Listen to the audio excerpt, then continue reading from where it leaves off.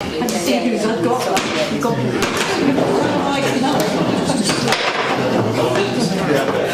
better put it that way. In case you forget it. Are you ready?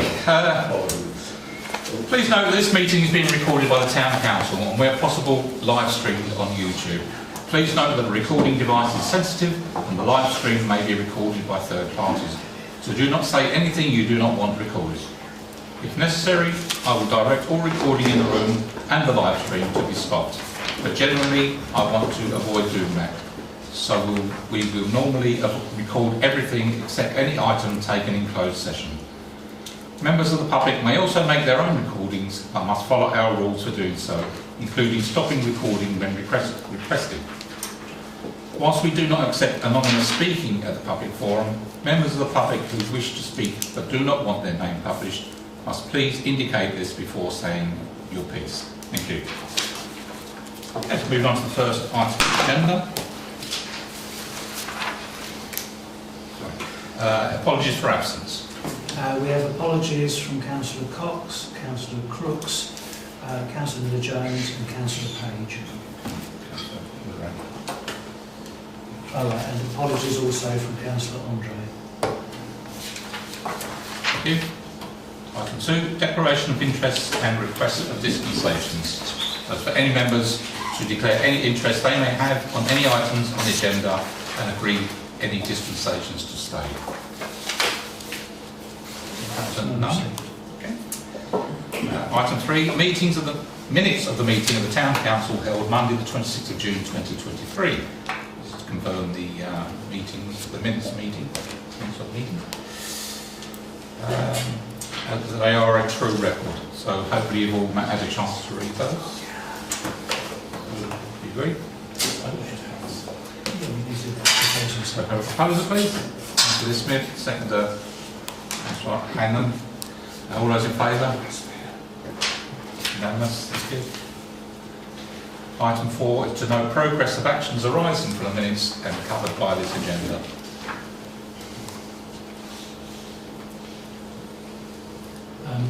I will invite Stagecoach to be to an autumn meeting, as we already have visitors.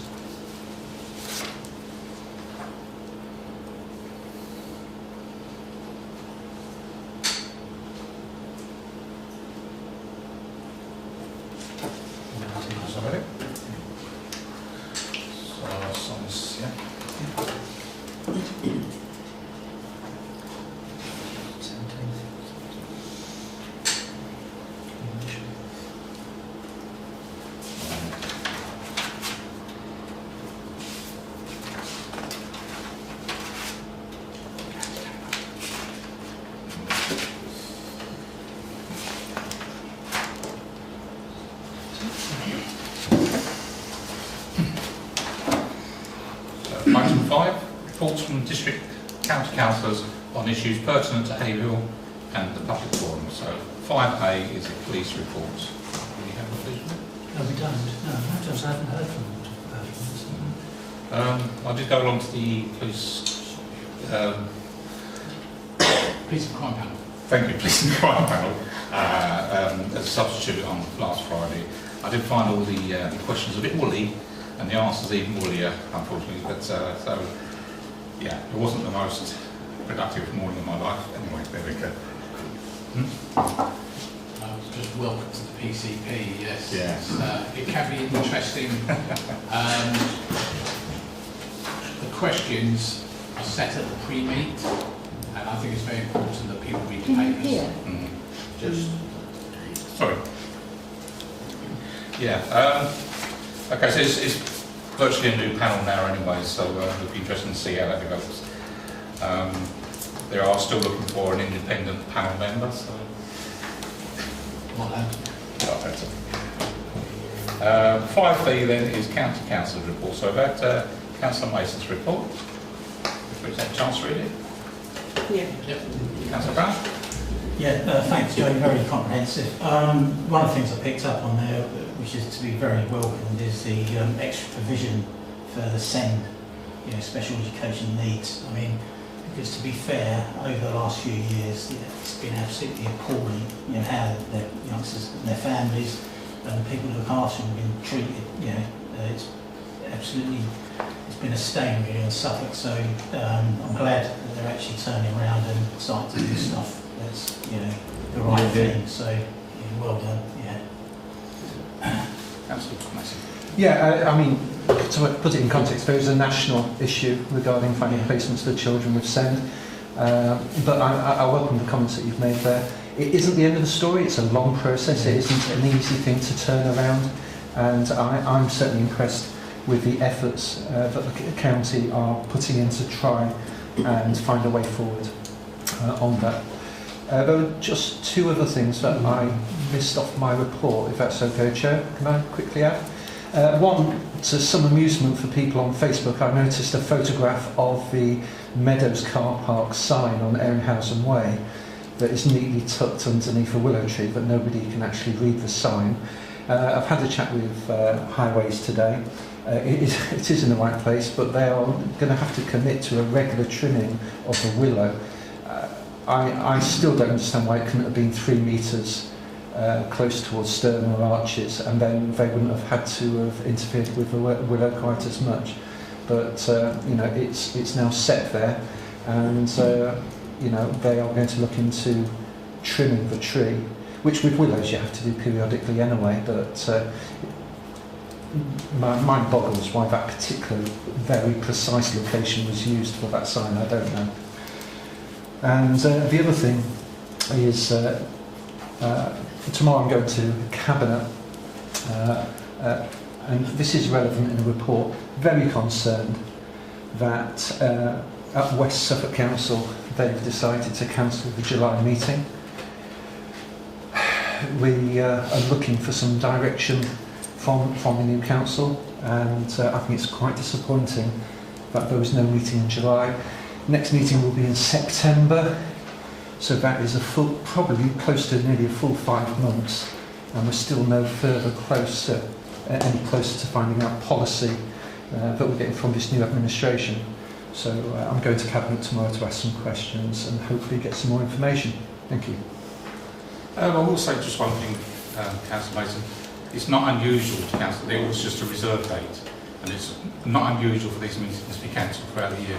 They schedule a certain number of meetings in, but they only hold some. It's always been the way. It's nothing unusual. Anyway, Councillor Burns. Yeah, thank you, Councillor Mason, Joe. Appreciate it. Nice long report. Thank you. Just a couple of things. Going back to the Meadows, as you mentioned, the clerk and I spent an enormous amount of time. A few months ago now, isn't it? Years ago. Yeah, maybe. This is actually a project that I started 8 years ago. It's taken them 8 years to install new signs for the car parks.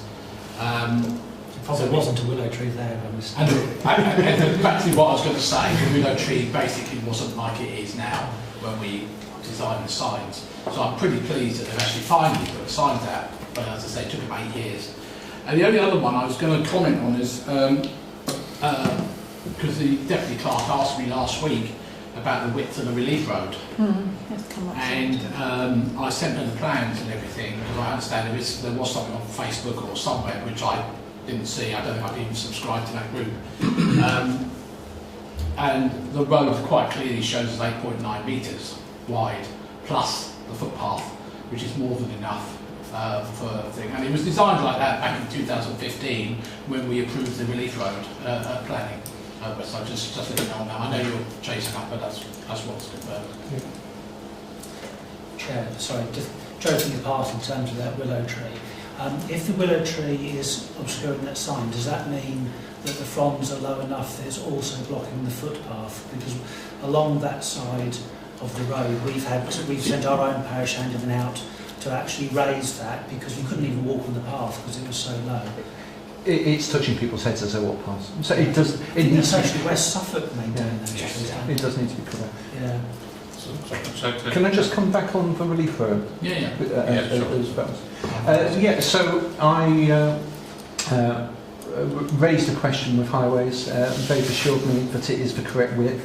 It's not going to be the same sort of road that is that we've got on the western side of Haverhill. in terms of, it looks like it's going to be a limited 40 miles an hour piece of road. A number of residents had contacted me. I did put it on Facebook that there was a concern about the road width, because I think it might be an optical illusion that it just appears narrower than it is. But yeah, it was just something I followed up on after residents had approached me. Thank you. That's good question. Just on the willows, they are West Suffolk responsibility. They do trim them every year. There's something about the timing. They're not keen on trimming them too early. They like to leave it later in the year. I can chase up and see when the next plan to do it. I think if it was county, I wouldn't hold any hopes of them being cut, because they don't tend to cut trees away from signs, do they? Unless it's a danger. So Councillor Burns. Yeah, I'm just going to go back on the speed limit. That was agreed ages ago, the 40 mile an hour, because it's a relief road, not a bypass. And it has to join either end at 30 mile an hour. And also you've got the roundabout in the middle of it, one third of the way around it. That's why it was agreed. But it will be renamed the A143. So that's the existing one down to the Campbell is designed to be renumbered to a B road. Just to let you know. That's the plan. That was agreed about a year ago. And it's also going to be named Regimental Way, is it not? Suffolk Regiment Way. That's something I organised to be put down. Councillor Roach. Room looks very different from this side. Who are you? I don't have a huge amount of extra to add from Council Management Report. A couple of things. I send out to Colin every week that from Network Shores the roadworks that are coming up. So I'll continue to do that, and then you get the bus times over to them. So they go to Colin. It's usually every Tuesday, and then hopefully you see all those on the circulation list. So they come out. Picking up on what we're talking about, Relief Road, there's a quick conference call tomorrow morning at 9 o'clock in the county just to talk about, unfortunately Joe's working, so I'll be on that at 9 o'clock. I think it's just about S106 and the monies, and hopefully they've found some more money to do some of those crossing works. What else is going on? Palmerston Road, a road close to my heart, looks like it's going to be shut until the end of the week. There's a 9 metre length of high pressure water main that burst last week, so they started doing that. They managed to fracture the gas main while they were doing it. There is a huge hole there at the moment. Obviously, people still take no notice of the road closed, but the hole is so deep that if people do go along the side, there's a danger that it could collapse even further by ignoring the road sign, so it's quite dangerous. And that's about it. To pick up on all the send bits and pieces, I've since, not being in this august body, I've now been appointed to the Children's Education Scrutiny Committee, so we'll be looking at all the send stuff. So I'm not idle. They've given me audit, scrutiny, children's education scrutiny, and 3 father grade committees. So I'm keeping busy. But if you have any questions, just please shout. The other thing that we're trying to work on is that extra 10 million that county's allocated for estate roads, just to make sure that Haverhill gets its share, so that we can try and address some of those issues, particularly for Clements and Cartway that haven't had anything. We've managed to get the top end of Chilston done, and I know there's some bits on the bottom end of Chilston that need doing, as well as Millfields and Chilston itself, but we'll just keep pushing, and hopefully we'll get a decent chunk of that 10 million. Thank you. Councillor Miles. Just really to ask Councillor Roach a question, if I may, just on the send. We've obviously got residents in Haverhill who are very distressed because their children are not being supported, and they're quite serious children. Can I just have some advice on what I do with these inquiries, because they're quite anxious parents? I'm sure we're all probably getting those. If the parents can raise it to county councillors, so either Joe or myself, and then we can flag it up. And I know I had one case in Haverhill which I dealt with and managed to get that resolved. County, I'm trying to choose my words carefully, there's some room for improvement in those departments, and they couldn't even get the child's sex right. They resolved the issue, but they thought he was a she. But so there this room from room, but yeah, if parents have got concerns or they feel they're not getting anywhere. I'll bounce them onto you or onto the chair. Thank you. Thank you.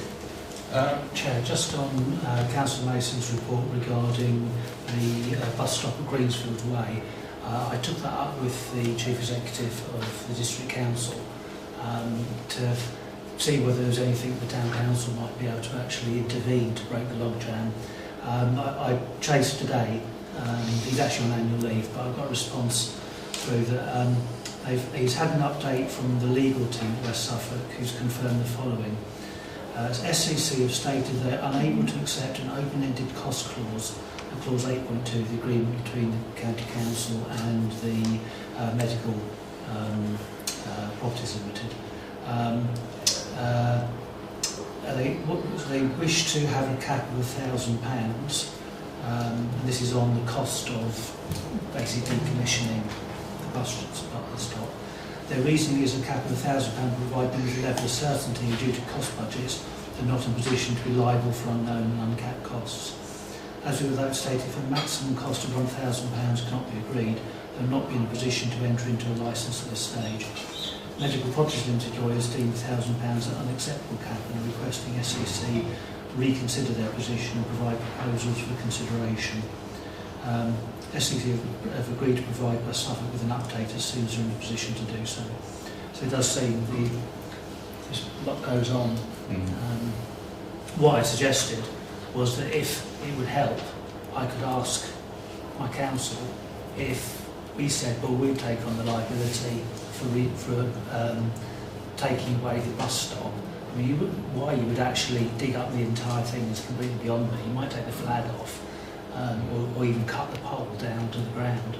But I haven't had a response to whether that would help at all. So we won't make that offer until they actually say that's helpful. So is that just decommission the bus and not moving it to the new site? Is it just?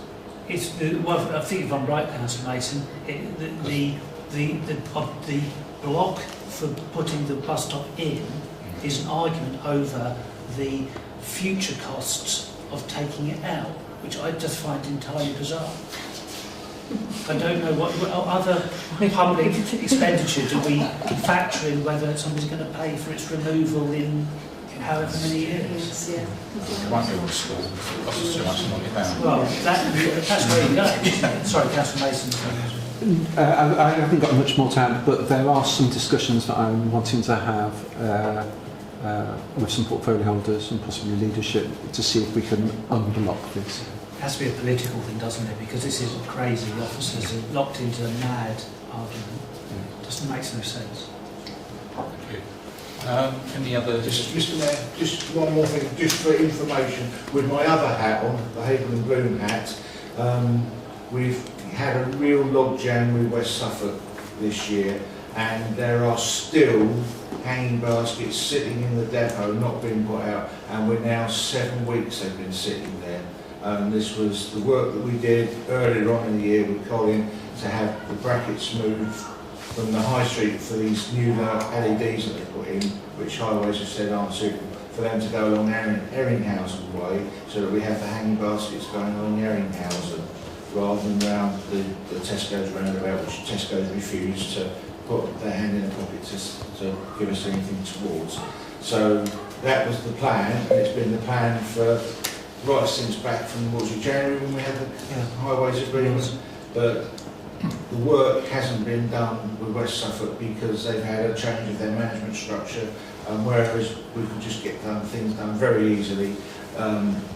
It's just a mess. So there are probably a few £1,000s worth of planters sitting in the yard, and they're not out, and we're getting towards the end of the season, not the start. So that's just for information. Yeah, that's disappointing because, as you know, I did email the officer, and it's disappointing that nothing's happened. I'll get back onto the. I think it needs to go to Mark. Yeah.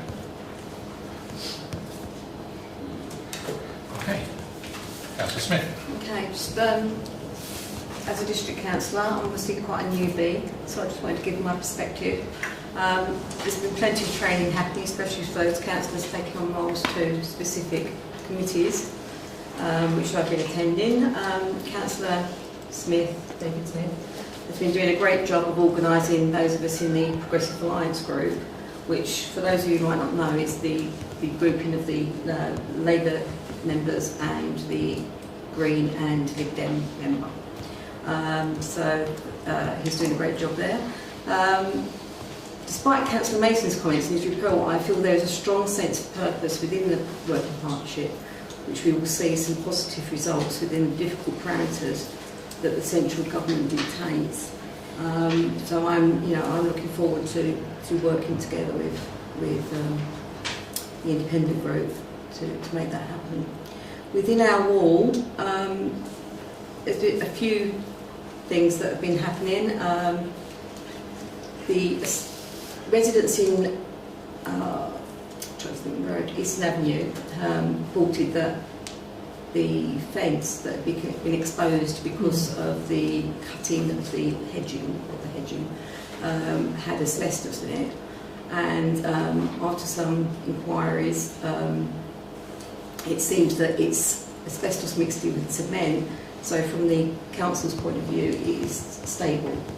So we'll see what happens with that. But as far as I'm aware, that is the final decision there. It doesn't need any further action.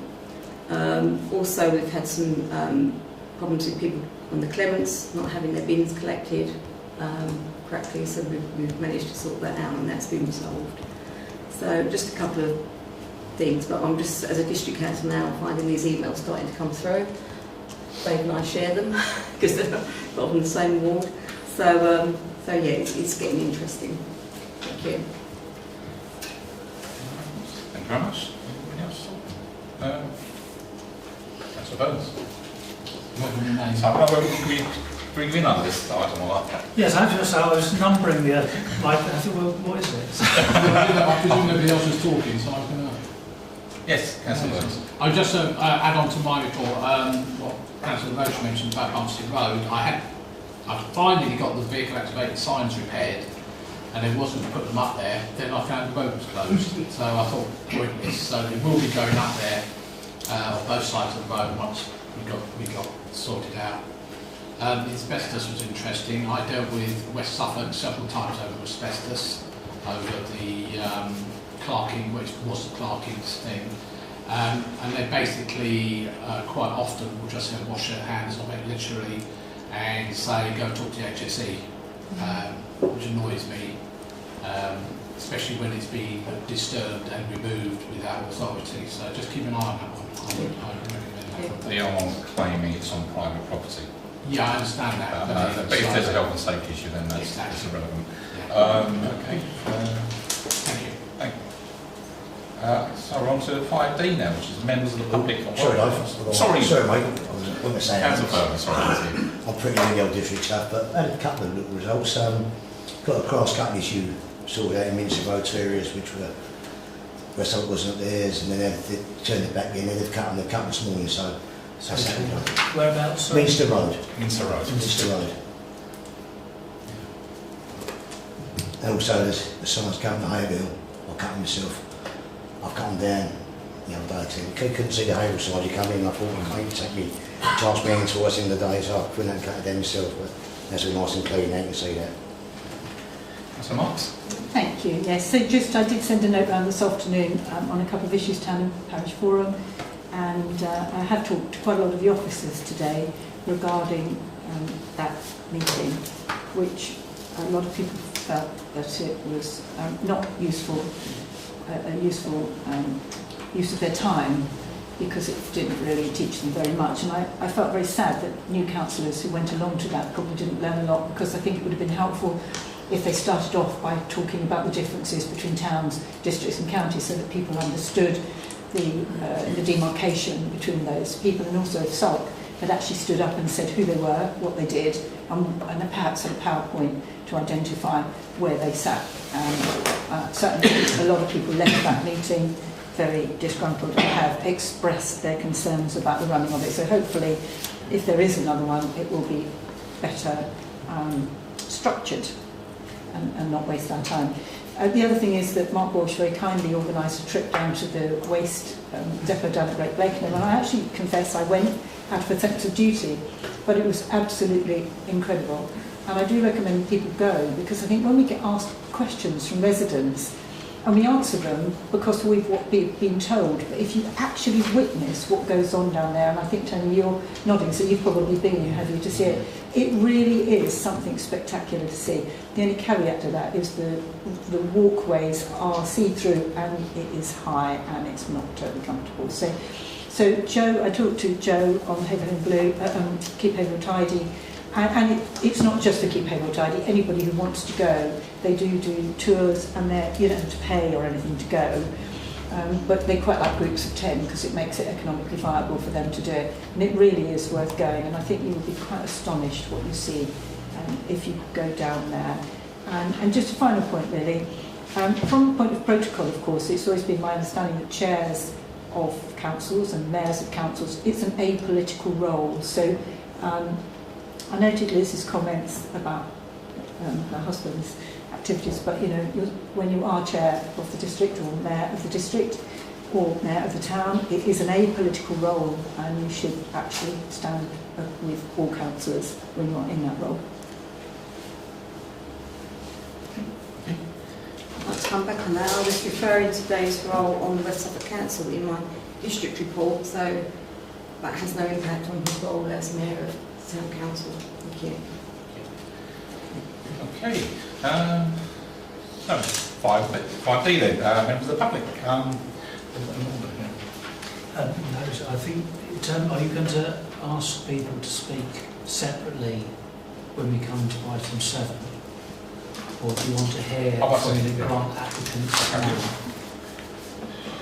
I think we'll take the grant applicants now, shall we? If you wish. That's okay with the committee. We'll move forward item 7 to the grant applications.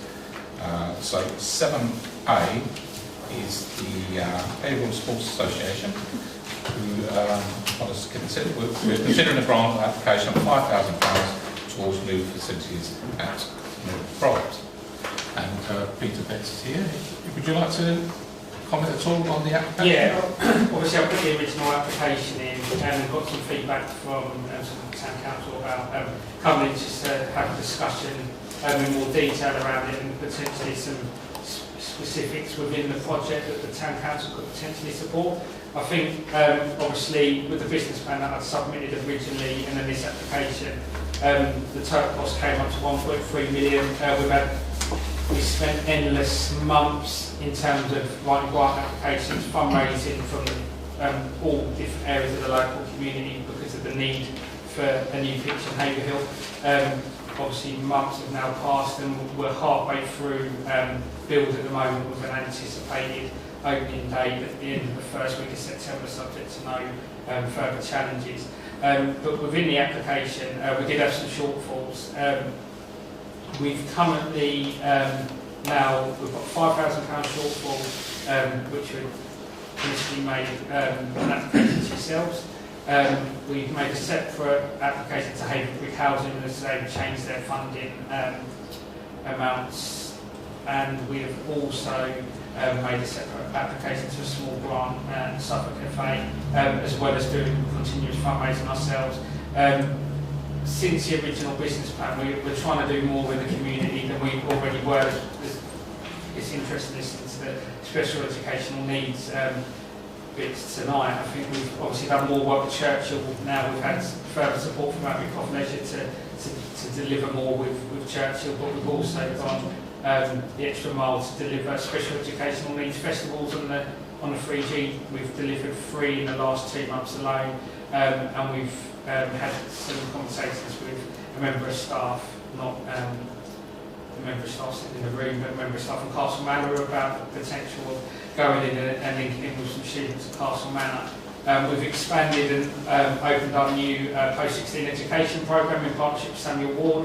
We've just appointed a new head coach for the school, which is Kevin Horlock, who is a former Premier League footballer with Manchester City and West Ham. So it's all going in the right direction, but ultimately we've still got some costs to cover, including dugouts, CCTV, and the shortfall on the overall project cost, which we need to ultimately fine by the end of September at the latest, really. It's a project that benefits everybody, not just male or female. It benefits people, as I said, special educational needs people that are tackling obesity, tackling loneliness. We're linking with care homes, NHS points for people to be able to use our facilities as a referral point. And without sounding biased at the moment, we've delivered so many community events and initiatives that the new profit is only going to enhance our current facilities, which are now needed in the local community because of the growth of the town. So there's not many health and wellbeing facilities in Haverhill town. So as always, we really appreciate your support with this ongoing project. Thank you. Councillor Marks. I would like to commend the Croft for all of the work you do. And as you know, I've spent quite a bit of time through hearing and learning about what you're doing, and I think you've raised so much of this money yourself, which has been incredibly commendable. And certainly I would absolutely like to recommend to this town council that we grant this money. Is that proposal? That's a proposal, don't you? A proposal. Do you have a second? Very happy to second that, Chair. Mason, second. Anybody else like to make any comments at all before we put this to the vote? Councillor Burns. Have you applied to Suffolk Community Foundation at all, Yeah. who are the major funders of everything in Suffolk? Yeah, we've spoken to them around the special educational needs provision as opposed to 3D facilities. And their answer is? There was no money available for this project, but there was potential funding in place. I met with John Eaton as well, who was very helpful by Suffolk Council around some of the special educational needs work and tackling loneliness projects that we're looking to do once the 3D project's open. Okay. So, is there any more? Councillor Burns. Brown, sorry. Every time. He's not as pretty. Yeah, thanks for coming down, Peter. All good stuff that you do. It's really appreciated in the community. And the only thing that's a slight concern to me is that it is a big chunk of money. We did go over budget with our grants last year and into our reserves, and I'm just a bit concerned that it's quite early on in the year. And I don't want to be going into reserves again. I don't think my colleagues either would. So I'm a little bit concerned around the 5,000. Personally, I think £2,500–3,000, and that gives us a bit more leeway for other people, in the year. So I'd like to amend Councillor Marx's proposal to say 3,000. I don't know what my colleagues feel, but it's all good stuff that they do, that Peter does, but I think we just got to live within our means and not go into our reserves, and it's early on in the year. If you get stuck and we've got money towards the end of the year, come back and hopefully we can help out. So, do we have a seconder for that amended proposal? Councillor Green, do you want to speak now? Okay. Councillor Mason, did you want to speak? Yes, I mean, I want to see this project go ahead. I have access to county council funds and would make up the shortfall. Councillor Martin. They're having trouble with Wednesday. And I would support the 5,000 with the fact that you're going to make it up, because I think we are very fortunate to have this facility. Maybe I should declare Nicholas, my grandson plays football at the Rovers frequently, and I'm reliably informed by my son who accompanies him, and they travel to various parts of Cambridge and Norfolk and Essex for occasionally to play games, and this is by far the best facility that they attended. There's not another one to equal it, and we should be pretty proud of it and support it, as far as I'm concerned, as much as we possibly can, taking your point, Johnny, into account as well. But it's a really fantastic facility that we have in our town, and I think we should be very proud to support it. Sorry, if Councillor Martin actually declaring a non-registered interest. Do I have to declare an interest in it? Well, I mean, there's how many? My grandson plays for one of the Rovers. I was just saying, how many people play in teams? Yeah, there's currently 60 plus teams. Obviously, Haverhill Rovers are one of the main community clubs that play at the site. The New Croft Ultimate in Haverhill Community Sports Association is a standalone organisation, but Haverhill Rovers are one of the flagship clubs for the site that's... He's 12. So what you're saying is firstly everybody in town could have something related to. I think in the circumstances that's a little bit remote, to be perfectly honest, because there's so many teams. He's 12. Well, whatever, but otherwise you need to leave the room. I wouldn't have thought it did much worse. I've got Councillor Brown first. Do you want to speak? Yeah, what I was going to say is I agree with everything you said, what Peter said, what Margaret said, what Joe said. You know, it's just it worries me that we went into our reserves last year. It's early on. All I said was that let's give Pete 3,000 now. If we've got money at the end of the year and Pete still needs more money, come back and hopefully we can help him out. But then Councillor Mason's kindly jumped in to say that he's got £2,000 to make £5,000 up, so it looks like we're there anyway, hopefully. Yeah, my preference is that the Town Council does £5,000, not, but I'm not wishing to support, because I am, and that is my default position. If the Town Council chooses to go for 3,000, I hear what Councillor Brown is saying in terms of it's early on in the year, it's a big chunk of money. This is a kind of blue ribbon facility, and I think my preference is that the Town Council see it as such, and as one council we all get behind. I'm happy to come in with counter council money, but I feel that might slightly detract, because I mean, from New Cross point of view, as long as they get the money so that they can fill what they want to do, they may not be necessarily interested where that money comes from. But I think we have an opportunity as a Town Council to see it for what it is, which is a blue ribbon thing for Haverhill that we can all get behind. But I hear what Councillor Brown is saying. Whilst the offer is there, I won't be voting for the 3,000, because my preference is we all support the New Crop together with a £5,000 grant. If that makes sense. Okay, so we're voting on the amendment first. So the amendment is that we offer a £3,000 grant, not the £5,000, and that is proposed by Councillor Brown and seconded by Councillor Green. So can I have a show of hands in support of that proposal?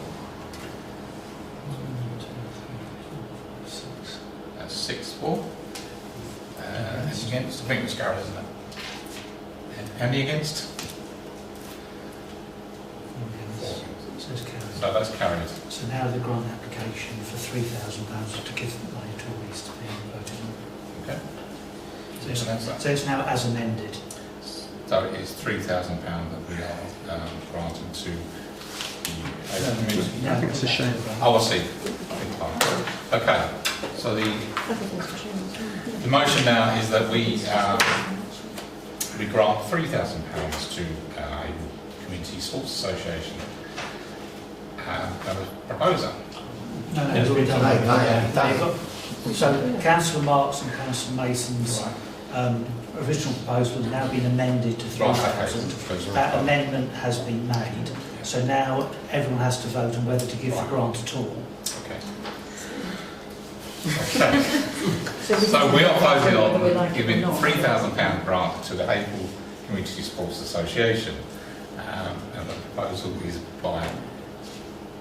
Who's the proposal by? Well, it's the original proposal. It's a proposal by Councillor Marks, seconded by Councillor Mason, amended. So, all those in favour?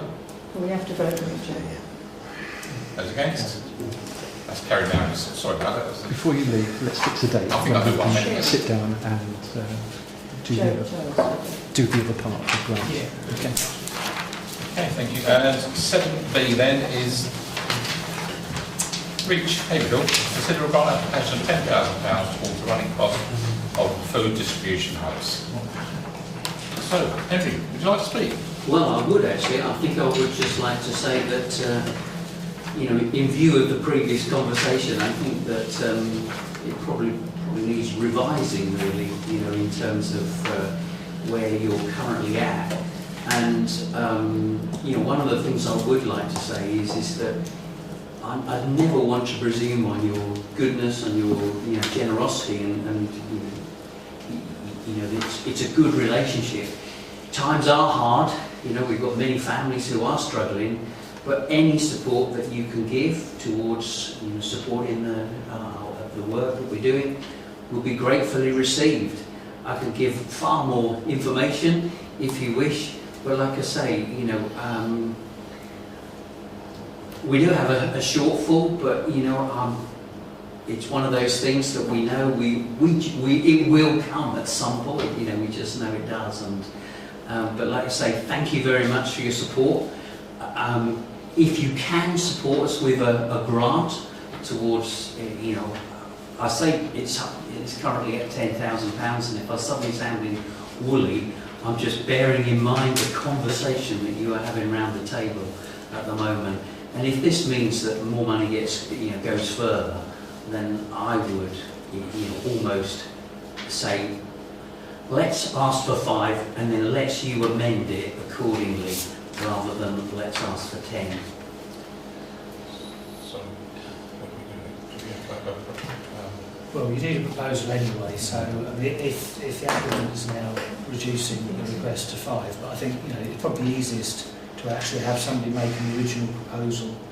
5,000 is what was budgeted every year, has been budgeted every year, and was budgeted this year, although subsequent to budgeting individual bits, the council decided to group it all together. But as the budget was approved in January, it was actually a separate element. So if somebody wanted to propose 5,000, then the 10,000 is at request, so nobody's proposed that yet. Sorry. So Councillor Burns Or first. less. Based on what Henry just said, I will propose 5,000, because at the end of the day, you know, come back later in the year, as we just said a minute ago, if it seemed to be, well, we have the money, and 2, the request still stands. It'd be lovely if it wasn't needed, of course, at all. But we know, you know, from the stats that you've given us in the past, and it has got worse. We know that from the meetings you and I have had. So I'm happy to propose that on the basis of that. Councillor Hanlon. Yeah, I'm just concerned really, because looking at the figures that he sent us, he'd be £2,000 in debt of all the overall. So I'm just worried about, can you sort of give us a little bit more facts of, you know, the reason why you want this amount of money? Because I'm just worried that 5,000 less than what you was asking for, if that affects anyone badly. And that's my concern. It just means that we just have to look elsewhere, you know, and I think, you know, that is the real reason that I'm actually suggesting that we modify that to 5. It won't change anything, we just keep going, we will find it somewhere. Who would, can I come back? Yes. Yeah, who would it, you know, that's the thing. If, say for instance, you can't get that 5,000, what will it affect and who will it affect? That's what I'm trying to get. It would mean that we need to dig into our reserves. So at the moment we're forecasting a shortfall of around about £10,000. So, you know, we've still got 2.5 months of the year to go until the end of September. But like I say, in a budget of 500,000, you know, there are many charities who would be really pleased to just be facing a shortfall of 10,000. It will mean that we have to dig into our reserves, but that's what reserves are there for. And I would rather, like I say, it won't stop the work going forward. Right. Certainly not in the short term. That's allayed my fears, actually. Not in the short term. Obviously, Right. who knows as we go forward. But you know, we continually work. You know, one of the bigger projects that we're working on is for a fundraiser, but we're looking for external funding, you know, to actually fulfil that. But like I say, that's more core costs rather than it is project costs, which this is project costs. Councillor Mason. Yes, I wonder if I can try and explain myself. Not all grant applications are necessarily should be compared on equal terms. And I know you just heard one grant application that got modified, but I think there's very few people in Haverhill that would bat an eyelid for the town council getting behind REACH with a larger grant.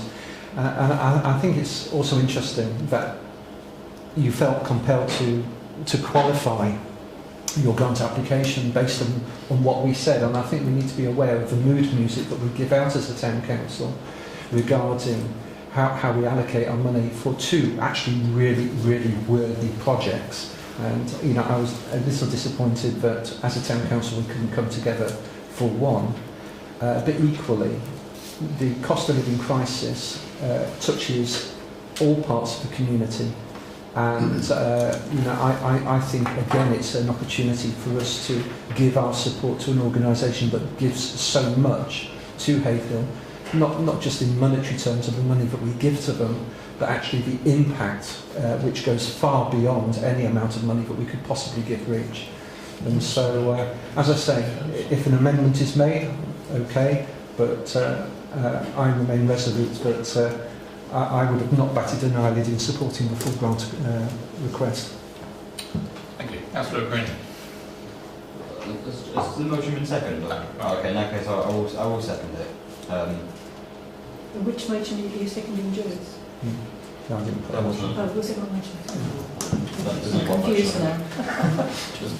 The motion was proposed by Councillor Burns that we grant REACH £5,000, and Councillor Imprini is seconding this. And so it's really difficult that we have a huge number of good causes that come to the town council. Absolutely. What money? So it's always hard to balance it. I would like you to kind of assure us that, you know, if later in the year you do find that you need extra money and things are getting difficult, is that you do come back.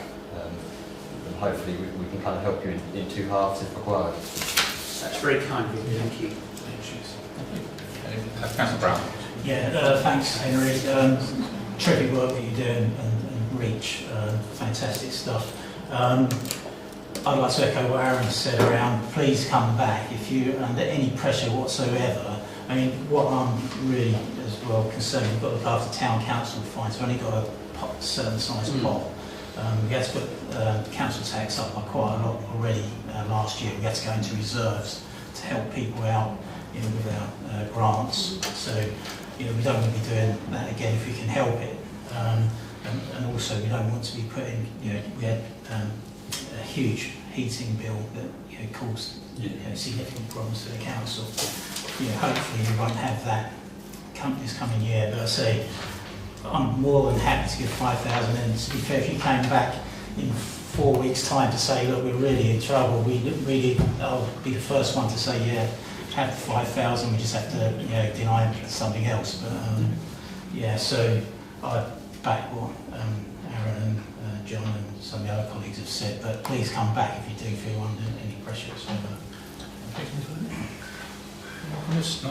Okay, so I'll put that to the vote then. So we've got proposed by Councillor Byrne, seconded by Councillor Carini, that we grant a REACH £5,000. All those in favour?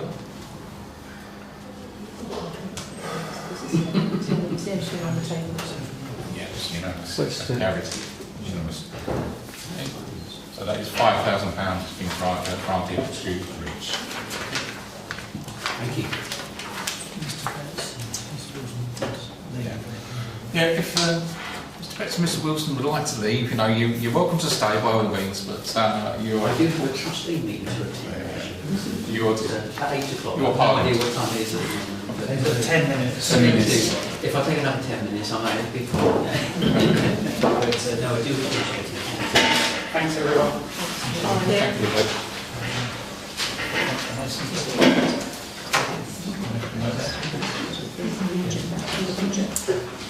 Okay, so we move then back then to item 6, which is get Suffolk reading. So we have Amanda Williams here, who is the new project worker for Get Suffolk Green, who would like to have a few words and introduce herself. Yes, Amanda. thank you. Thank you very much for your time. So, just to put in context a little bit, a lot of you might have known Suzanne Stevenson, who was the Get Suffolk Reading project manager, and I believe that the project launched in 2021. Sorry, Amanda, just bear a second. We can go next to people talk, and it's very off-putting. I'm here. Sorry about that. You want to carry on? So I joined the Get Suffolk Reading team at the very end of May, and before that my background was, for the last 10 years I've been working in a local primary school in Haverhill. My expertise was in one-to-one support for SEN children, and I also taught from years 1 across to 6, so I've got quite a good background on literacy and the need for literacy skills, really. So Get Suffolk Reading is a project that is place-based. So we have a hub here in Haverhill, one in Stowmarket and one in Lowestoft. The main aim being to promote literacy, reading for pleasure, and to try and improve the literacy levels across Haverhill. So there's a few things I just wanted to sort of mention that Suzanne had been involved in, and I think I might be right in saying that the Town Council had assisted with the story chair that was at Easttown Park. There's now a lovely story trail there with a story circle and a story chair. So I just wanted to give you a little update that on the 1st of August we're actually launching a new story for that trail. So that's going to be well utilised throughout the summer, coinciding with the picnic in the park. And the plan moving forward is to utilise that space with the local brownies, rainbows, guides and cups. I was asked to perhaps just give a little bit of thought, sorry, very nervous, my first time in a meeting like this, about what the future might hold.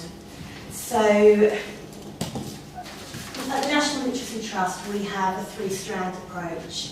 Everything that we consider doing has to fit into those 3 strands, which are aspiration and employability, well-being, and the final one is the home learning environment and improving the home learning environment. So every project that I consider moving forward will have one or more of those strands at its heart. 6 weeks in, so I'm just beginning to formulate ideas now. I'm trying to make myself known in the community, working on those relationships that Suzanne had, but a new face obviously means that people need to see that new face and to see that the project is continuing, which is really important. Already this year we have, at Get Suffolk Reading, attended a careers fair at Castle Manor. That was interesting to branch out from the primary school setting and to start developing links with the secondary schools. We have the Unity Trust in town. Obviously most of our schools and all of our primary schools feed into those 2 upper schools. So it's just really crucial that we can start facilitating that move from primary to secondary. And we are planning on attending a careers fair at Samuel Ward Academy in September. With regard to our wellbeing strand, people are now becoming much more aware of the importance of the link between literacy and wellbeing. Research has shown that reading for just 10 minutes a day can have a very positive impact on mood, and this is one of the key messages that we are working toward. In October, on the 10th of October, actually we've got a Take 10 initiative. This is a national initiative where you take 10 minutes on 10th of October to read. That coincides with the Mental Health Awareness Week, so there will be a lot of promotion around that. I know that they are working centrally on that not just being in primary schools, but ways to get that into businesses and into the community as well. So that's something else that we will be looking at. With home learning environment, we will continue with the local skills and organisations to improve that home learning environment for children at school, children that are preparing for school, and also we would like to look at links for helping with our home educators in Haverhill. We have, well, I say we, Suzanne, before she left, launched a early years pledge for early years settings to give them hints and tips on how to improve their literacy, ensuring that their pupils are ready to move on to school. It's a school readiness project. And we also have a primary schools pledge that has been launched this month to do the same for primary schools. I'm hoping that that gives a little bit of an overview of where we are coming from and where we hope to move in the future. Lovely, thank you. Ready to take any questions? Yeah, of course. Councillor Marks. Thank you. Can I just ask Amanda, what can we do to help you? So what can we as a town council do to help you with your projects, or will you let us know that incrementally as you go along? Absolutely. I'm sure at some point there will be projects that we would like to ask the town council for help and support with. My plan is to utilise all town council events over the summer. So you've got the party in the park, picnic in the park, the Chalkstone Community Fun Day, the Clements Fun Day, and a big day out. So what I really wanted to do was embed myself in the community and talk to the residents and see what they would like to see from a literacy perspective before moving forward with that project. Thank you. Has got any questions for Amanda? Thanks very much for coming along, and good to hear what you're doing, and I wish you all the best in the future. I'm sure you'll be a broadening success, same as Susanna was. So I hope so. Thank you very much for your time. Thank you. Again, if you wish to leave,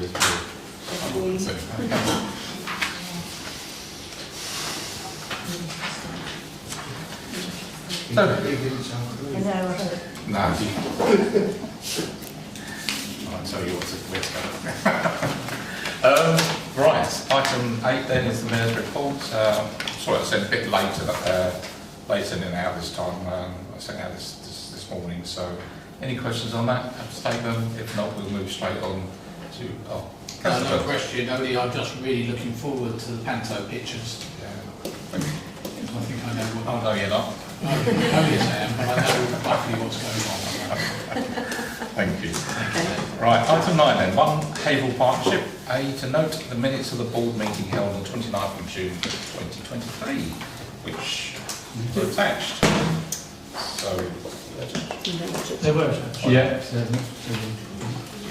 Any questions? Yeah, Chair, can I just make a comment? I attended the meeting. I don't know what the standing orders are for that meeting. Is it established whether members of the public can raise questions? It seemed to be a little bit on the fly. Certainly it would be useful if there could be a public forum part to that meeting. But as I say, at the end, I was kind of caught on a hop. I was being offered the opportunity to ask a question, then it got forgotten. And, you know, it wasn't the be-all and end-all, but it just felt it needed some clarity. To be honest, that was my fault when I wrote the agenda. We were so used to having meetings without the public, we completely forgot that we're back pre-pandemic, and of course there is a public forum. So yes, it should have been there, so apologies. Mr. Marks? Yes, thank you. Just 2 things really. At the moment, or up until today, I was sitting on the science group, and I'd like to say that I think probably my contribution to that is now limited. Now I've handed over a very significant member to the group. So, Colin, I will be leaving that group for now, but what I would caveat that to say, if you need my physical presence to help you when you formulate your plans, please invite me back to do that. Okay. I'm also on the Health and Wellbeing subgroup, which is for Haverhill. And a year ago, Suffolk County Council introduced 3 people to support people within Suffolk who need help at home. And we had a lady who was designated to help in West Suffolk, and we never saw her. So I banged quite a few drums recently and got them to agree. She came along to the Health and Wellbeing meeting, thank God. And finally, she's given some leaflets.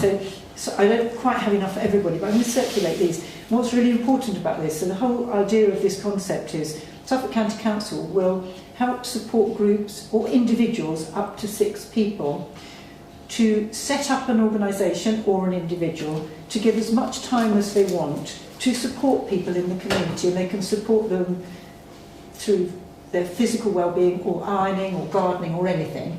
If those people receive funding from the council, they will get their £15 through that route. If not, the people can pay them privately.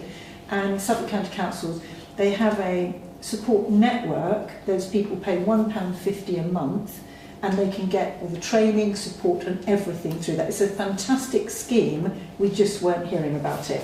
So I'm going to hand these round. I would ask Colin if you could at least copy them so everybody gets a copy if there's not enough. And when she came last week, there were a couple of other things that she shared.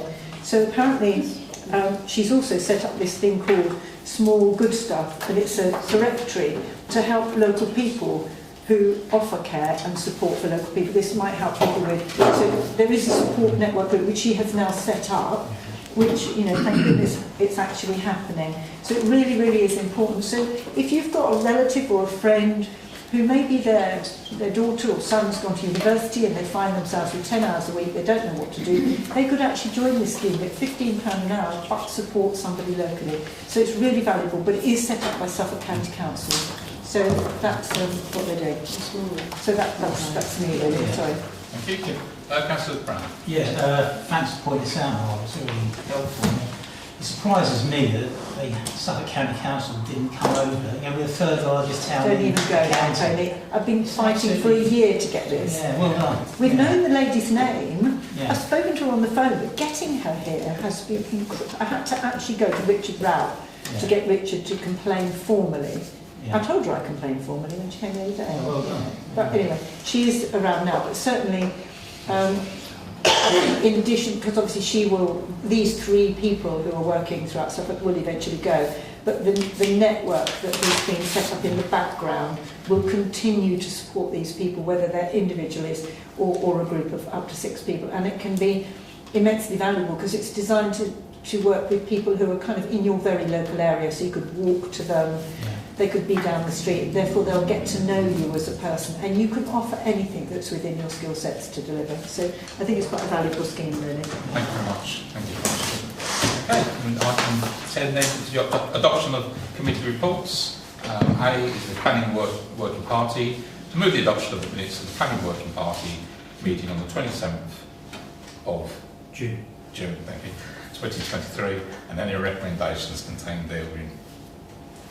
So, proposed, Councillor Hammond, second by Councillor Liz Smith. All those in favour? That's carried. Thank you. And 10B is the Leisure and Community Committee with adoption of the minutes committee meeting held on the 4th of July 2023 and any recommendations contained there within. Proposed by Councillor Burns, second by Councillor Martin. All those in favour? That's carried. Thank you. Item 11, financial matters. Authorise the following payments lists as you see on the agenda papers in front of you. Can I have a proposal, please? Councillor Macrooney, second by Councillor Davison. All those in favour? That's carried. Thank you. Item 12, action taken under delegated powers. Yeah. Okay. Oh, sorry. You shoot his mum. So the clerk has agreed a 12-month contract with Barclays Bank to provide services from Haverhill Arts Centre commencing on the 11th of September. Just to be really, really clear, those are simply a advice worker. If somebody wants to open a bank account or wants to ask a question about the operation of their bank account, then somebody will be here Monday to Friday. If they actually want to get hold of some money, they need to go to the post office or a cash machine. There will be no funds of any sort whatsoever on the premises. So if any bank robber turns up, they're sorely misguided. Councillor Greeny. I'm pleased as the Town Council and Arts Centre we've been able to find space for Barclays and continue their presence in the town. I'm just still highly critical of the bank for removing proper banking services from Haverhill. The post office still isn't a good enough substitute. I do worry about those that are vulnerable and elderly. They don't just need advice. I saw this with my nan who was registered blind. She was able to use online banking, but she still needed the support of a physical bank to help her with some of the things that she couldn't manage, or especially when Barclays continuously changed the design of their website. For her, she remembered the layout. Every time they changed it, she had to relearn where things were. So yeah, disappointing. That's the marks. I would absolutely like to echo that disappointment of the bank removing it. I've had lots of very grave concerns from members of the public who kind of, they just like, I know it's a bit dated, and I know we're moving into the 21st century, but we're not there yet. We have a lot of people who, you have to look how many people are over 60 who actually really like going into the bank. They like how they're going to pay their money in, people collecting in the high street, people who do car boot sales. People are extremely worried about this concept of cashless society, and certainly taking this bank away. It's not like they don't earn an absolute shed load of money, but I think it's more than just taking the money away. It's actually taking the service away. And they seem to forget that without the public, they don't have a business, and without a business, they don't have jobs. And I do think we, as a representation of this town, of these people, should actually reflect that back to them and say how appalled we are that they're pulling out of the town. Yeah, there has been, our views have been put forward. It's really disappointing. It just sticks in your throat. You know, trillions of pounds they was bailed out with in 2008, and to do this to community, it's just absolutely appalling. It's effect really, isn't it? If you provide a lesser service, you can get less customers, aren't you? And it's a ever decreasing circle. Okay, thank you. So that is noted. Item 13, to receive urgent correspondence. There's no urgent correspondence. Item 14 is the date of the next meeting, which is Monday, the 25th of September 2023. Excuse me, Chair, we didn't have any public speaking, did we? Did we, sorry? We did the public forum, but whether we missed 5:30.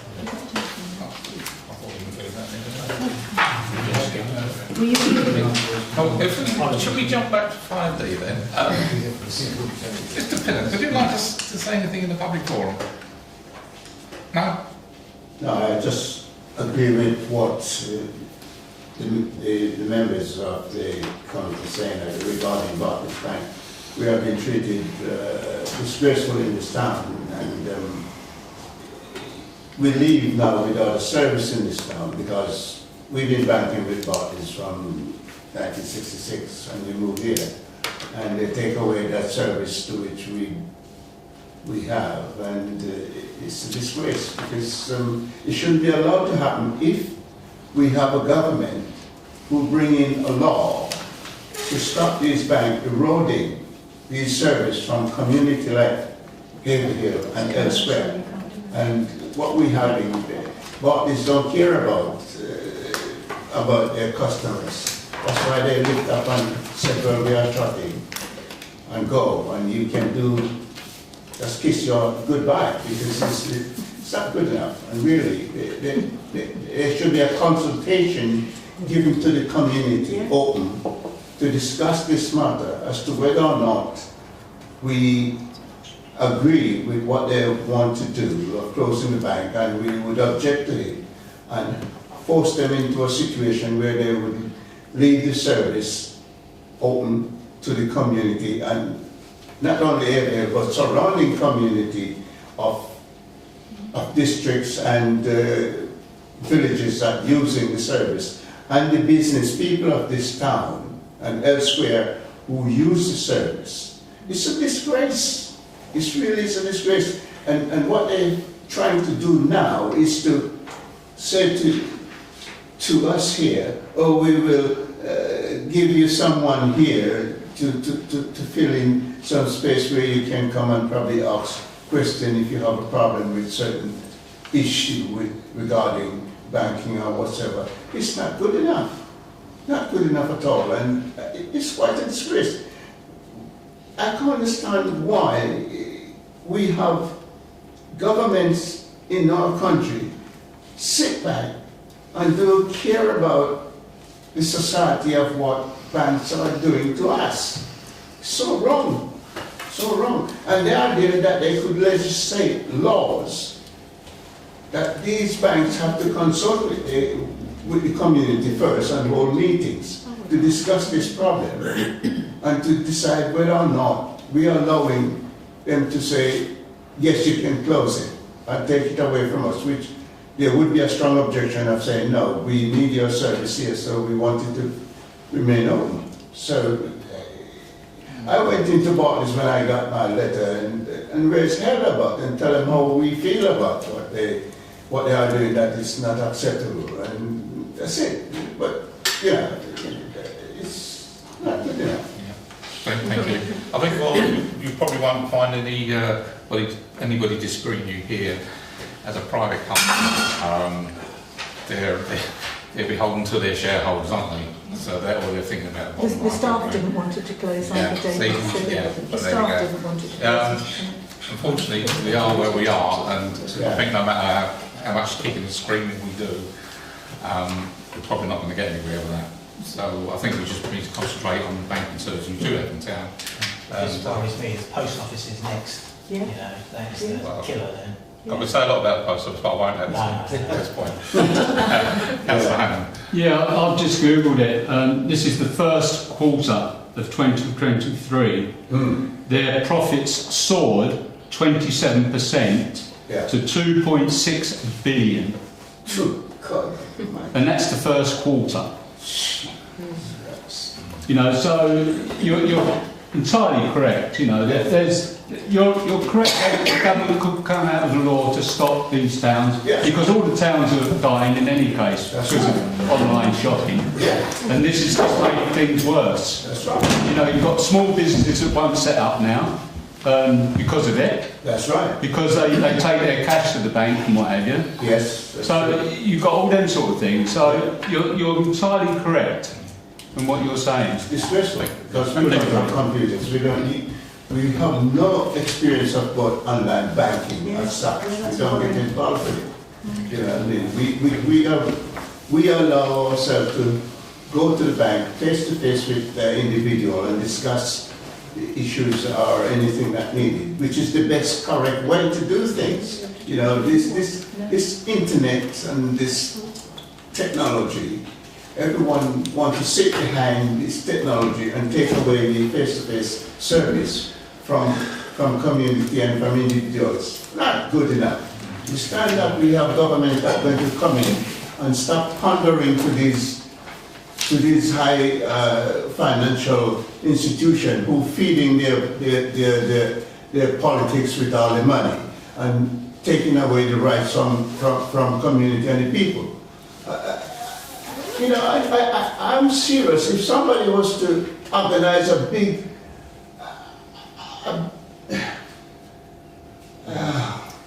I think we get what you're protest. I will join that damn protest and really.